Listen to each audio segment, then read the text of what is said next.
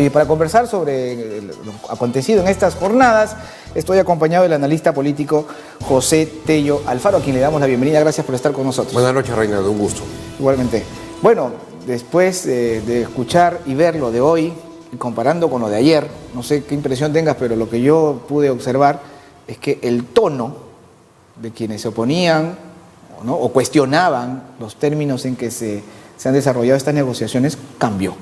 De escuchar a Vilcatoma ayer a escuchar a Carlos Tubino hoy, hay un tono distinto. ¿Qué lectura tienes? Se ha tomado de manera deportiva, por decirlo de alguna manera, una situación que quizás hace un tiempo hubiese sido bastante tensa, como la interpelación de un ministro. Evidentemente es un derecho que tiene la representación nacional, es válido, es legítimo, es un mecanismo de control político, lo pueden ejercer, obviamente con un nivel de razonabilidad. En este caso en particular ha habido pues un deseo de tener al ministro para que aclare una situación que escapaba de sus manos. Hay que partir de eso. El tema de los acuerdos de colaboración eficaz y, digamos, indemnizaciones y todo lo demás es una labor que se maneja a nivel de Fiscalía y Poder Judicial. Eso no lo tiene que ver por el principio de independencia de poderes, el Ejecutivo, claro, y en este caso el Ministerio de Justicia.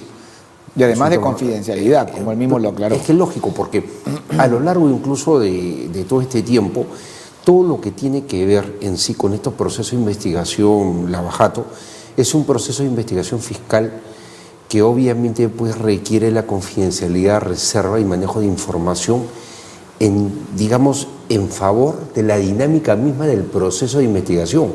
No en favor de lo que quizás los ciudadanos, con legítimo derecho, también quisiéramos saber. Hay veces en que la reserva es buena para la investigación, aunque eso sea a costa de sacrificar un poco la inquietud ciudadana. Pero debemos nosotros ser bastante claros en algo. El ministro de Justicia no tenía vela en el entierro. Y al no tener vela en el entierro, bueno, la interpelación ha sido un gesto político.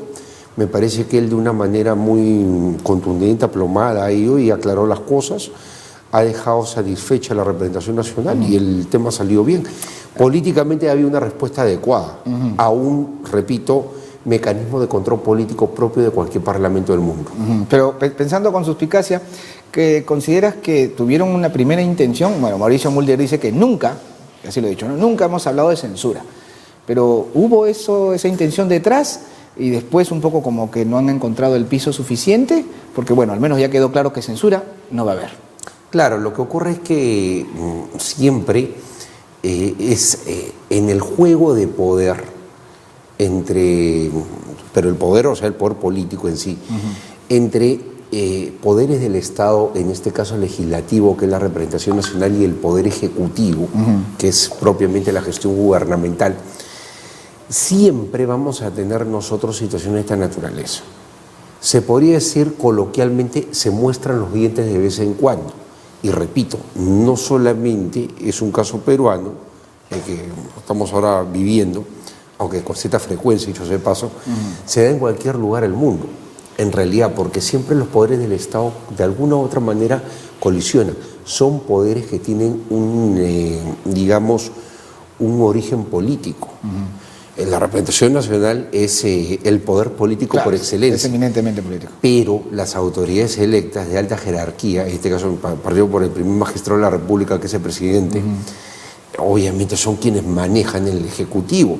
Los ministros son designados, no son funcionarios de elección popular como, claro, el presidente o los congresistas, sino son designados, pero son políticos. Entonces, es el choque político entre dos poderes del Estado. El que no debe entrar en choques políticos, porque no está llamado a hacer política, es el Poder Judicial. Ellos son quienes administran justicia en nombre de la República y quienes nos dan a nosotros la seguridad jurídica. Claro. Obviamente, y que no deben distinguir para nada colores políticos. Obviamente, por supuesto, obviamente, Reinaldo, también con el Ministerio Público, que es el encargado, o el titular, mejor dicho, de la acción penal en nombre del Estado.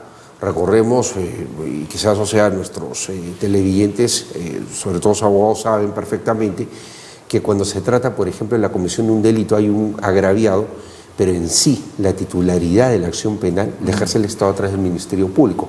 que es quien formula denuncia y bueno, el Poder Judicial es finalmente quien resuelve la situación de una persona que habría podido cometer una infracción penal. Pero lo que tenemos ahora creo que ha sido un ejercicio válido de control político, creo que se ha dimensionado adecuadamente, no ha habido mayor, digamos, situación complicada, por decirlo de alguna forma. Ha llegado su cauce natural y ha decantado en una situación buena, saludable, Los que yo choques creo que propios, ¿no? De ayer, por lo menos. pero aclaratorio, o sea, aclaratorio incluso del hecho de no tener participación en este tema de los acuerdos, porque repito, es una cuestión que viene del Ministerio Público, se maneja en el Ministerio Público y se aprueba en el Poder Judicial, en este caso a través de un juzgado. Pero nosotros estamos pues en una situación que, como repito, ha sido de naturaleza política y que no ha terminado, digamos, en una situación de zozobra, felizmente. Ahora, también ayer, al menos en una de las intervenciones, particularmente del congresista García Belaúnde, hizo ciertos cuestionamientos que cuando uno los lee, ponen ciertamente en tela de juicio la idoneidad de los procuradores. Ahora el ministro ha dicho que hacen una labor encomiable, ¿verdad? A ver, ¿tenemos que defenderlos así, a ojos cerrados? ¿O es que hay que prestar cierta atención a lo que se dice de ellos y revisar un poco? Lo que pasa es que nosotros debemos tener funcionarios de carrera en las procuradurías y debemos definitivamente pues trabajar en torno a eso. Se habló mucho incluso de darles un nivel de independencia, pero creo que es un absurdo. ¿Por qué? Porque el procurador en sí es quien se encarga de la defensa jurídica del Estado. Y está bien que pertenezca a un sistema, porque es un sistema administrativo dentro de la corporación estatal, que justamente lo que prevé es que el Estado, en instancias nacionales, incluso supranacionales, esté debidamente defendido en caso de un litigio, sea como parte demandada o como parte demandante. Entonces, acá este sistema sí depende del Ministerio de Justicia. Sí depende del Ministerio de Justicia y ahí sí tiene que haber una responsabilidad respecto de, digamos, de cómo se va dando el desempeño de los Claro, pero procuradores. una mínima revisión frente a esto, frente a los dos procuradores, ¿no? Por parte del ministro. Claro. Antes de un respaldo a ciegas, ¿no? Si me permite, Reinaldo, Sí. ahí estamos nosotros ante una responsabilidad política del ministro de Estado. O sea, el ministro de Estado sí es responsable políticamente de lo que hagan los procuradores. Hace poco, y creo que ha sido de conocimiento público porque se evidenció, más de un procurador ha usado, digamos, o ha abusado un poco de la cámara, de la exposición mediática.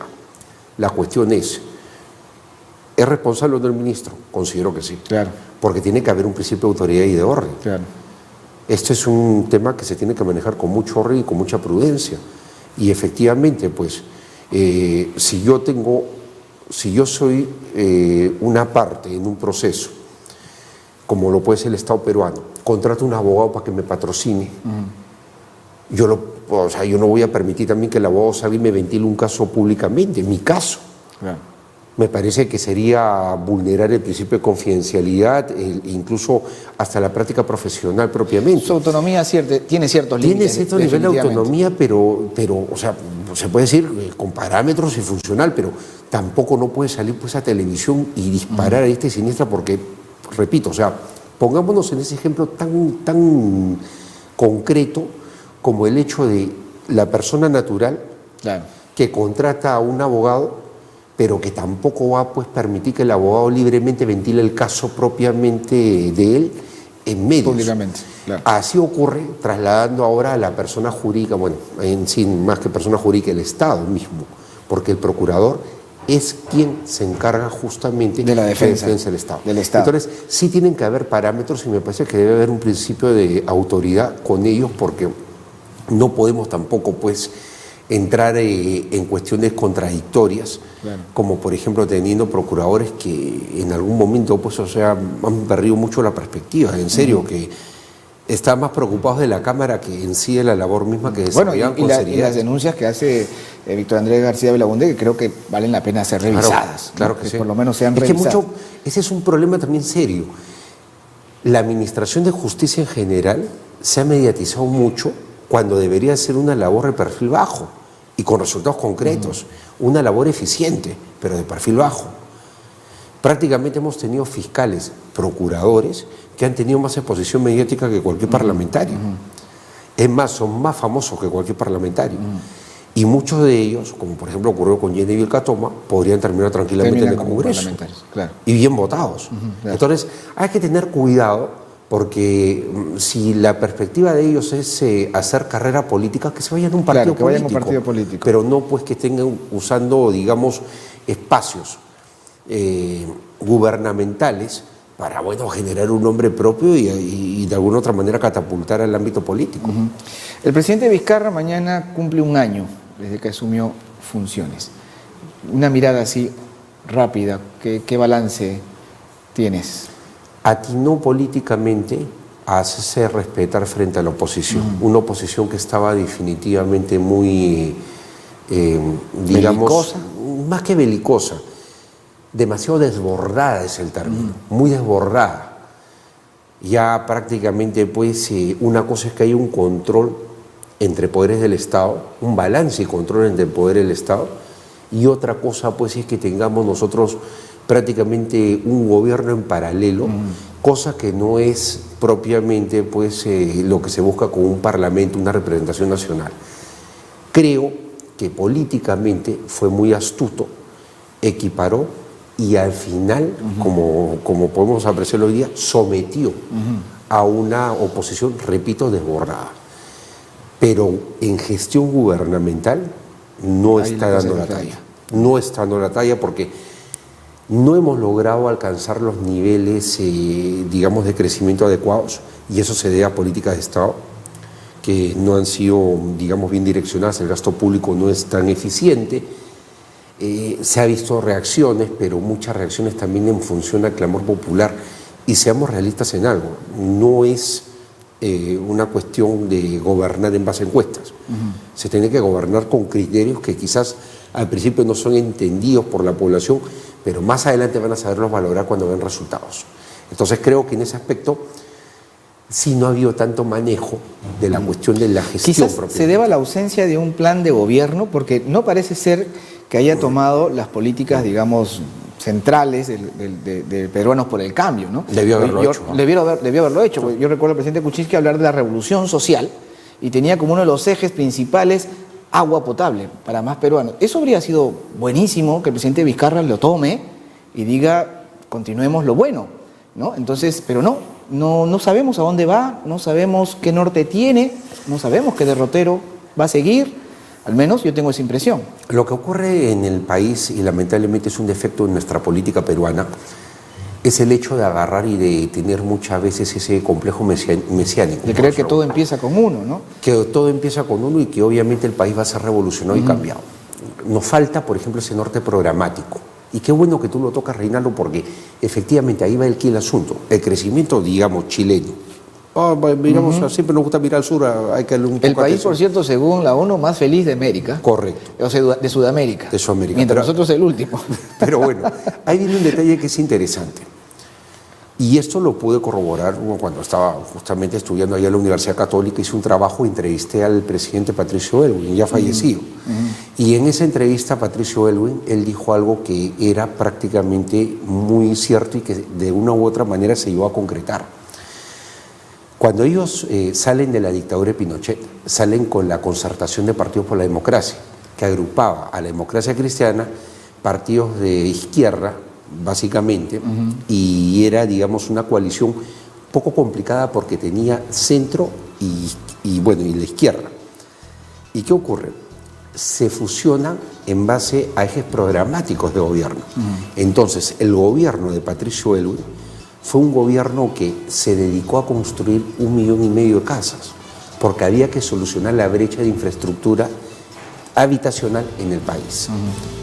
Viene el presidente Frei, Ruiz Tagle, él agarra, hijo del presidente Frei Montalva, en los años 60 en Chile, y él agarra y trabaja en el tema de la apertura del país. Y fue el presidente viajero, ¿por qué? Porque hizo casi todos los TLC que tiene Chile. Entonces se dedicó al tema de la apertura de los mercados chilenos, o sea, mejor dicho, mercados chilenos y el mundo.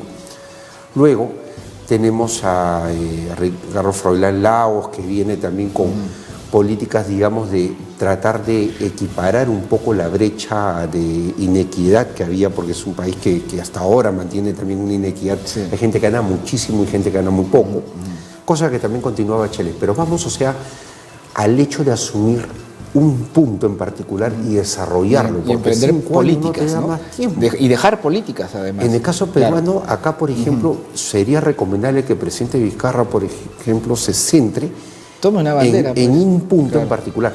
Pero ahí quería justamente hacerte una acotación.